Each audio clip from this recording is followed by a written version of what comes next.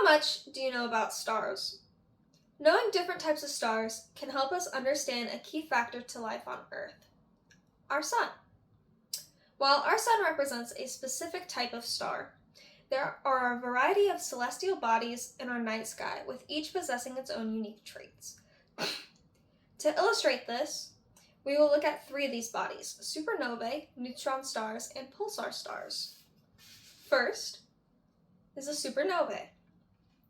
Author Kristen Erickson wrote an article on NASA's website titled "What is a Supernova?" in 2017. In this article, Erickson states a supernova is the biggest explosion that humans have ever seen. But what causes this explosion? To understand this, we have to look at the inner workings of a star.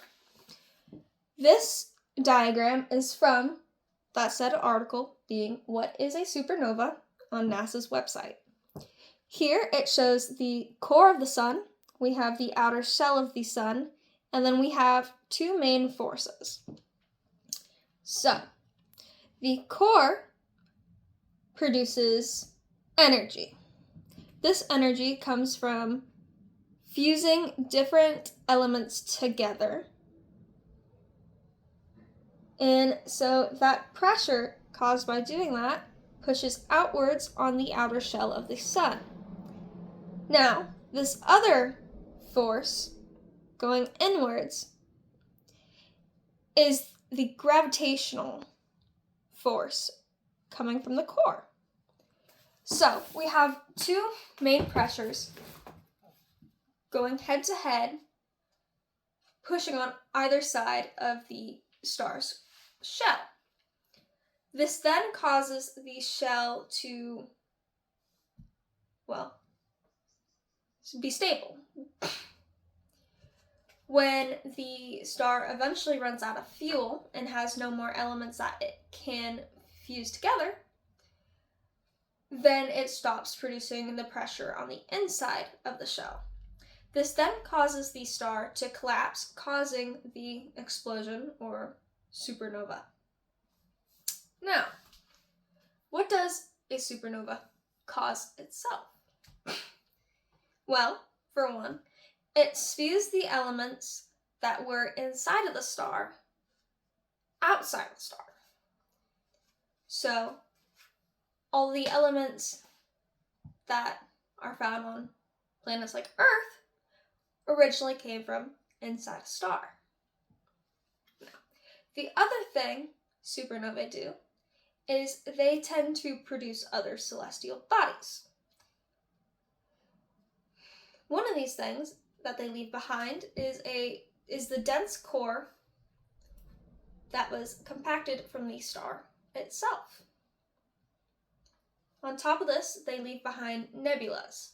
Nebulas are the gas and dust clouds left behind from the explosion. So this would contain the elements from the star itself. On top of this, supernovae can create black holes. This is typically from stars a lot larger than our sun, at least 10 times bigger in most cases. Now, neutron stars are our second celestial body we're looking at. These are created by supernovae. These would be dense cores left behind by the explosion. And again, they are dense. So. Now, why do they have such a weird name? In an article titled "Pulsar's Astronomy" on the National Radio Observatory webpage uploaded in 2016, an unlisted author wrote, "Neutron stars are so called because normal atoms inside them no longer exist.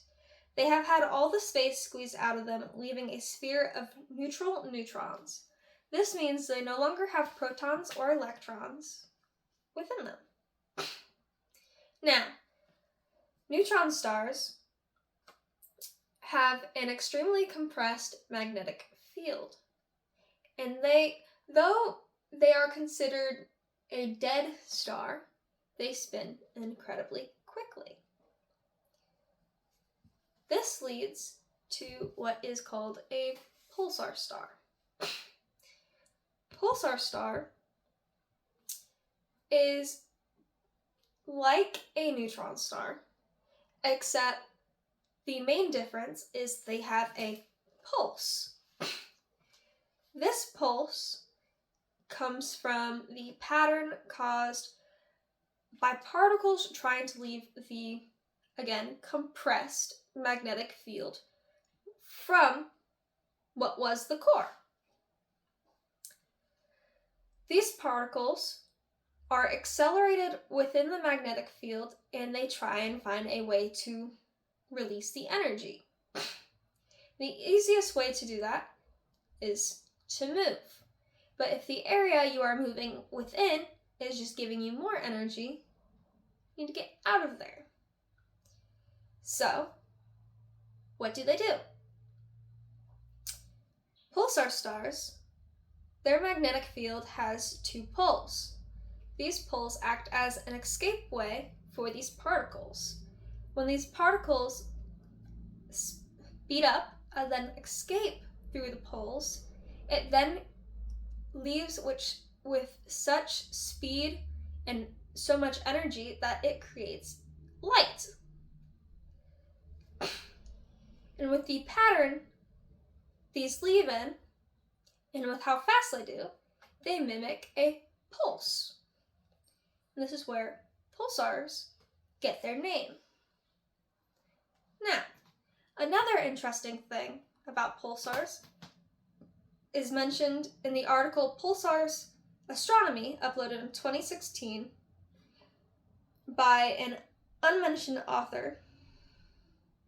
This author states, Albert Einstein figured out an object's weight can affect how light travels near it. A really massive object like a planet or star curves space around itself. Light traveling along through space will follow a curve. This then means that scientists can then calculate the distance between a pulsar and a different object from where Earth is based on how fast the light gets here and the subtle differences in where and when the light is coming from. Now, in conclusion, there are a variety of different celestial bodies in our night sky, possessing unique traits, including our sun. In order to illustrate this, we looked at 3 different bodies: supernovae, neutron stars, and pulsar stars. After looking at some of these celestial bodies that form from the implosion of a star, what do you think will happen to the sun when it eventually goes out?